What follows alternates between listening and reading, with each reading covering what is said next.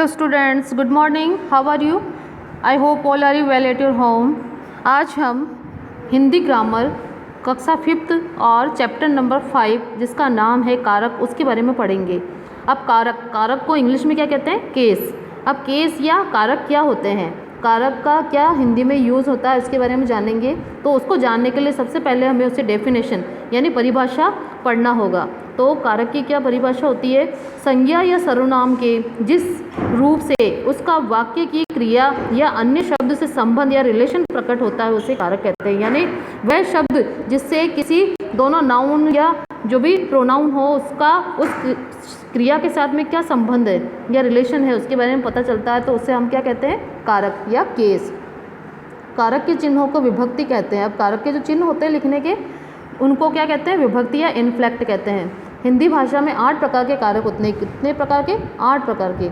उनके नाम है नाउन और चिन्ह है सिंबल। इस प्रकार उनके नाम यानी नाउन क्या है इसके जो, और उनके चिन्ह यानी सिंबल क्या होते हैं, किस तरह से उनको लगाया जाता है, क्या लिखा जाता है, इसके बारे में बताया गया है। तो यहाँ पर एक टेबल है, तो आपको ये टेबल पूरी अपनी नोटबुक में बनाना है और उसको याद भी करना है सारे कारक को उनके चिन्हों सहित। यानी कारक चिन्ह जो है ना, केस सिंबल, उनको उनके साथ में नाम के साथ में याद करना है। जैसे कर्ता ने कर्म को करण से, संप्रदान के लिए अपदान से, संबंध का के की रा रे री, अधिकरण में पर, संबोधन हे ओ अरे। इस तरह से आपको उसको लर्न भी करना है और राइट डाउन भी करना अपनी नोटबुक में। तो कारक, आप कारक के इधर नाम है 8 प्रकार के और इधर दूसरी तरफ क्या है? इनके चिन्ह है, इनके साइन है, सिंबल्स। यानी कर्ता उसका क्या चिन्ह होगा? ने। कर्म का क्या चिन्ह होगा? को। करण यानी इंस्ट्रूमेंट उसके है से के द्वारा।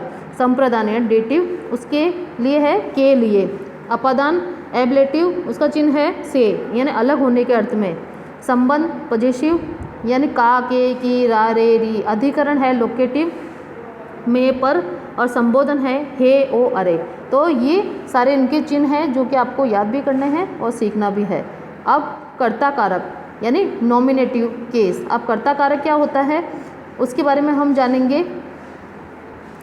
कर्ता कारक किसे कहते हैं और ये क्या होता है, इसका प्रकार क्या होता है। तो कर्ता कारक यानी कर्ता कारक सबसे पहला होता है नॉमिनेटिव केस, जिसको इंग्लिश में कहते हैं संज्ञा या सर्वनाम।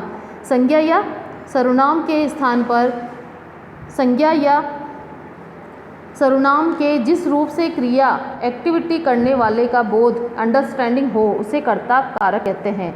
यानी संज्ञा या सर्वनाम के जिस रूप से क्रिया यानी एक्टिविटी करने वाले का, यानी काम कौन कर रहा है, कार्य करने वाला कर्ता कहलाता है। यानी उस कर्ता का बोध होता है तो उसको क्या कहते हैं? कारक, कर्ता कारक कहते हैं। जिसका चिन्ह है ने। इसका चिन्ह क्या होता है? सिर्फ ने। कर्ता का चिन्ह होता है ने। मोहन ने खाना खाया, राम ने भोजन पकाया, सीता ने पढ़ाई की। इस तरह से अगर ने का यूज़ है तो क्या होगा वहाँ पे? कर्ता कारक। यानी कर्ता कारक यानी कार्य कौन कर रहा है, वो क्या काम कर रहा है, उसके संबंध को बताया जाएगा। इस वाक्य में खाया क्रिया है और इस क्रिया को मोहन ने किया है ना। खाया तो क्या है? इसकी वर्ब है और काम किसने किया है? सब्जेक्ट कौन है? मोहन। तो अब उसने क्या किया? इन दोनों को जोड़ने के लिए जिस शब्द का यूज़ हुआ है वो है ने, और ये क्या कहलाएगा? कर्ता कारक का चिन्ह कहलाएगा। इसलिए मोहन कर्ता कारक है। तो मोहन काम कर रहा है तो क्या है? कर्ता कारक है। तो उसको कौन जोड़ता है? कर्ता कारक को, यानी ने। ने इसका चिन्ह है जिसको उस शब्द को, पूरे सेंटेंस को जोड़ा है उसने। वो बता रहा है कि किसने क्या काम किया है। अब सेकेंड आता है कर्म कारक यानी ऑब्जेक्टिव केस। अब कर्म कारक क्या होता है? यानी कर्ता यानी काम करने वाला। अब कर्म क्या है? क्रिया। जिस संज्ञा या सर्वनाम पर क्रिया का प्रभाव पड़े उसे कर्म कहते हैं। यानी क्या काम हो रहा है तो उसके बारे में अगर इसका प्रयोग करेंगे तो वो क्या कहलाएगा? कर्म कारक। क्या होगा? कर्म कारक। इसका चिन्ह को है। को क्या है? चिन्ह होता है इसका को। ये कभी कभी छिपा भी रहता है। अब कभी कभी ऐसा होता है कि दिखाई नहीं देता, लेकिन वहाँ पर अगर टुकड़े करेंगे तो को आएगा। यानी राम पानी पीता है, तो राम पानी पीता है, यहाँ पे को नहीं है, लेकिन क्या होगा? कर्ता कर्म कारक होगा। क्यों? क्योंकि अगर इसको टुकड़े करेंगे तो राम पानी को पीता है। किसको पी रहा है? वो पानी को। तो यहाँ पे राम पानी पीता है, यानी यहाँ पे दिखाई नहीं दे रहा है, वो हिडन है, लेकिन को कर्म कारक यहाँ पर यूज़ किया गया जिसका कि क्या साइन होता है? को। इस वाक्य में पीने की क्रिया का प्रभाव इफेक्ट पानी पर पड़ता है, अतः पानी कर्म कारक है। तो पानी पी रहा है, वो क्या कर रहा है? पानी पी रहा है, तो पानी क्या हुआ? कर्म कारक है यहाँ पर। तो कर्म कारक में किसका यूज होता है? को का। अब आएगा इसका थर्ड नंबर करण कारक यानी इंस्ट्रूमेंटल केस। करण कारक यानी क्या कारण है? जिस वस्तु की सहायता से या जिस वस्तु के द्वारा कोई काम वर्क किया जाता है उसे करण कारक कहते हैं। जिस वस्तु की सहायता से या जिस वस्तु के द्वारा कोई काम किया जाता है तो उसे करण यानी क्या कारण है, किसके द्वारा हम किस काम को कर रहे हैं। इसके चिन्ह से तथा के द्वारा, जैसे कि मोहन कलम से लिख रहा है, जैसे कि मोहन क्या लिख रहा है, पेन से या कलम से लिख रहा है, तो वो किससे काम कर रहा है, वो क्या हुआ, करण कारक, यानी जो चीज़ यूज में ले रहा है वो उस काम को करने में, तो उसको करण कारक कहते हैं। अब इस वाक्य में लिखने की क्रिया क्या होगी, करने के लिए कलम की सहायता ली गई है, अतः कलम क्या है, करण कारक है। तो किससे लिख रहा है वो, कलम से, तो कलम क्या होगा, करण या कारण है, यानी किस चीज़ का यूज कर रहा है वो उस काम को करने में, तो यहाँ पर क्या होगा, करण कारक होगा। और उसके चिन्ह कौन से होंगे, से या के द्वारा, ये दोनों इसके चिन्ह होंगे। अब है नेक्स्ट हमारा संप्रदान कारक। अब संप्रदान कारक क्या होता है, डेटिव केस, जिसको इंग्लिश में क्या कहते हैं, डेटिव केस, जिसके लिए किसी क्रिया एक्टिविटी को किया जाता है, यानी जिसके लिए किसी क्रिया या एक्टिविटी को किया जाता है उसे एक संप्रदान कारक कहते हैं। जिसके लिए यानी कोई काम हम जिस चीज़ के लिए कर रहे हैं उसके लिए क्या होगा, संप्रदान कारक होगा। तो इसका चिन्ह क्या है, के लिए, मैंने राम के लिए चाय बनाई, तो इस तरह से वह अपने भाई के लिए अमरूद लाया, के लिए यहाँ पर क्या हो गया, संप्रदान, यानी किसी व्यक्ति के लिए हम विशेष रूप से कोई काम कर रहे हैं तो उसके लिए संप्रदान कारक आएगा। संप्रदान कारक का चिन्ह क्या होगा, के लिए, यानी इस वाक्य में लाने की क्रिया भाई के लिए की गई है, अतः भाई संप्रदान कारक है। तो यहाँ पे क्या होगा, किसके लिए लाया वो, अपने भाई के लिए, तो भाई क्या हो जाएगा, संप्रदान कारक हो जाएगा। अब इसका चिन्ह क्या है, के लिए। अब नेक्स्ट हमारा आता है अपादान कारक। अब अपादान कारक बहुत ही ईजी है, अगर इसको समझ में आ गया आपको एक बार में, तो जिस वस्तु से किसी वस्तु का अलग होना है, सेपरेशन होना पाया जाता है उसे अपादान कारक कहते हैं। अपादान यानी किसी चीज़ का टूटकर अलग हो जाना या वहाँ से गिर जाना या वहाँ से हट जाना, उसको हम अपादान कारक में यूज़ करते हैं। इसका चिन्ह से होता है, यानी पेड़ से पत्ता गिरा, टेबल से बुक गिर गई, इस तरह से हम लिखेंगे तो किसी चीज़ का अलग हो जाना क्या कहलाएगा, अपादान कारक। जैसे कि पेड़ से फल गिरा, ठीक है, तो यहाँ से क्या हो रहा है, पेड़ से फल अलग हो रहा है, तो उसके लिए अपादान कारक का यूज होगा। और अपादान कारक के चिन्ह क्या होता है, से। इस वाक्य में गिरने या ड्रॉप होने की क्रिया पेड़ से हुई है और गिरने पर पेड़ से फल क्या हुआ है, अलग हो गया है, फल सेपरेट हो गया है, तो पेड़ अपादान कारक है। तो किससे अलग हुआ, तो पेड़, पेड़ क्या होगा यहाँ पे अपादान कारक होगा। और अपादान कारक का चिन्ह क्या होता है, से।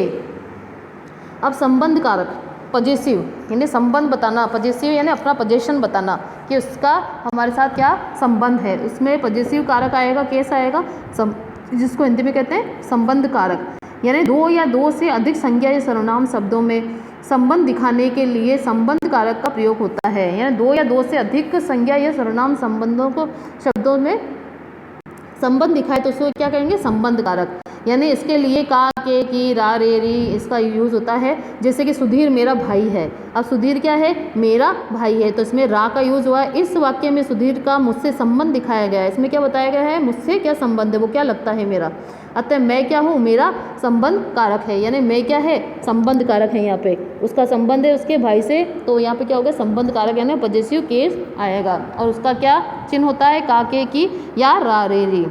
अब नेक्स्ट होता है अधिकरण कारक। अब लोकेटिव कारक, केस, यानी लोकेटिव केस क्या होता है, अधिकरण कारक क्या होता है, वाक्य में शब्द के जिस रूप से क्रिया का आधार यानी बेस ऑफ एक्टिविटी वर्ब, यानी उसका आधार क्या है उसका ज्ञात होता है, तो अर्थात जिस स्थान पर कोई काम होता है उसे अधिकरण कारक कहा जाता है। उसको क्या कहेंगे हम, अधिकरण कारक कहा जाएगा। इसके चिन्ह क्या होते हैं, में तथा पर है। इसके चिन्ह क्या है, में या पर है, क्या होते हैं इसके चिन्ह, में या पर।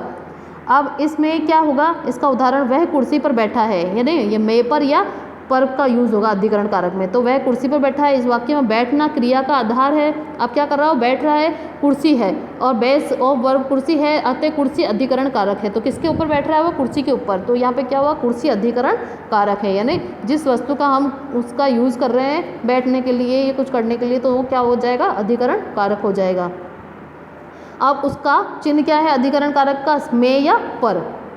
संबोधन कारक, अब लास्ट आता है संबोधन कारक। संबोधन यानी वोकेटिव केस। अब किसी को आवाज़ लगाना, बुलाना, ये सब संबोधन होता है। हम जब घर में किसी को नाम से या इशारे से या फिर कुछ और संबोधन शब्दों से उसको याद करते हैं, उसको बुलाते हैं, तो उसको क्या कहते हैं, संबोधन कारक या वोकेटिव केस। जिस शब्द के द्वारा किसी को पुकारा जाए, कॉल किया जाए या उसे संबोधन कारक कहते हैं। तो क्या कहते हैं उसे, संबोधन कारक, यानी उसका नाम लेकर या फिर किसी और शब्दों से, जैसे कि अरे सोहन तुम कहाँ तुम यहाँ कब आए, अरे सोहन तुम यहाँ कब आए। इस वाक्य में अरे सोहन क्या है, संबोधन कारक है ना।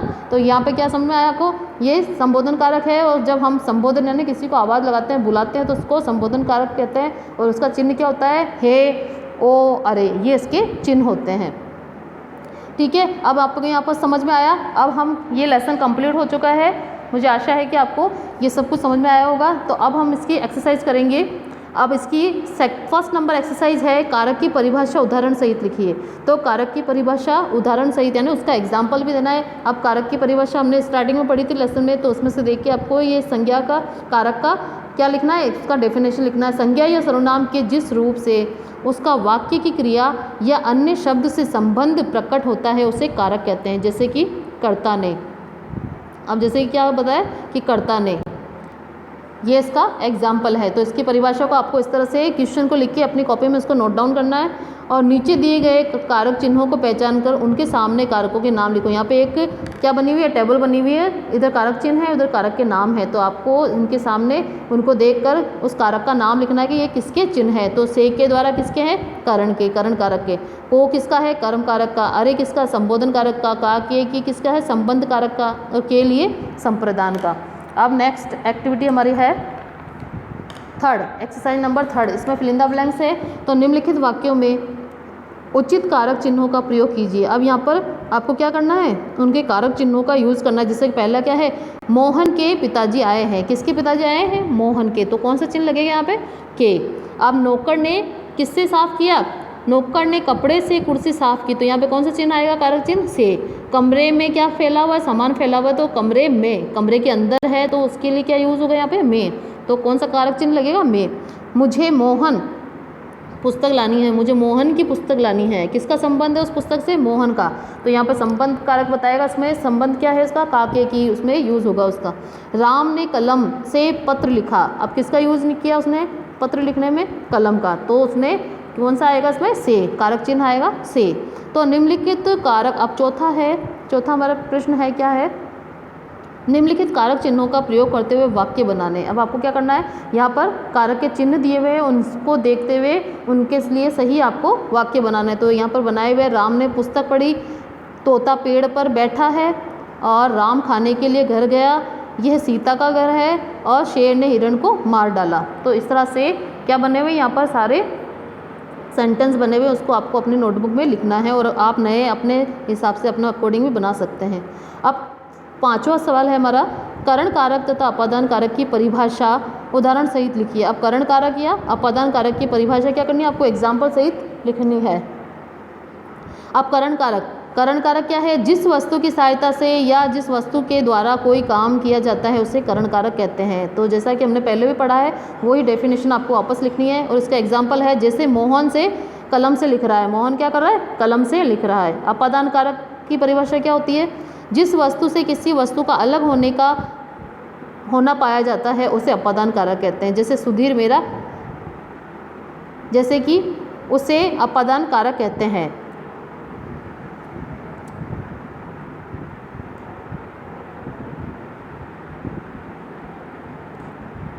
अब विभक्ति, यहाँ पर सुधीर मेरा भाई है, ये रॉन्ग है। यहाँ पे अपादान कारक का उदाहरण क्या होगा, पेड़ से पत्ता गिरा। यहाँ पर इसका ये एग्जाम्पल आएगा, ये वाला एग्जाम्पल रॉन्ग है, आपको सही एग्जाम्पल लिखना है। विभक्ति किसे कहते हैं, अब विभक्ति क्या है, विभक्ति किसे कहते हैं, कारक के चिन्हों को विभक्ति कहते हैं। किसे कहते हैं विभक्ति, कारक के चिन्हों को विभक्ति कहते हैं।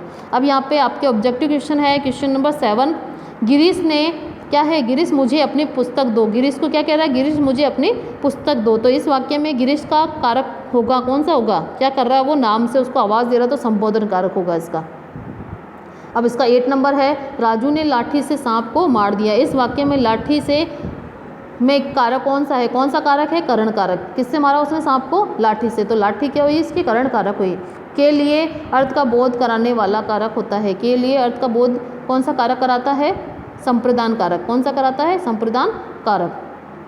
अब 10वां है, नीचे दिए गए वाक्यों में सही कारक चिन्ह भरिए। नीचे दिए गए वाक्यों में करना आपको सही वाक्य और कारक चिन्ह लिखना है आपके। गरीबों के लिए फल बांटा गया, गरीबों के लिए फल बांटा गया।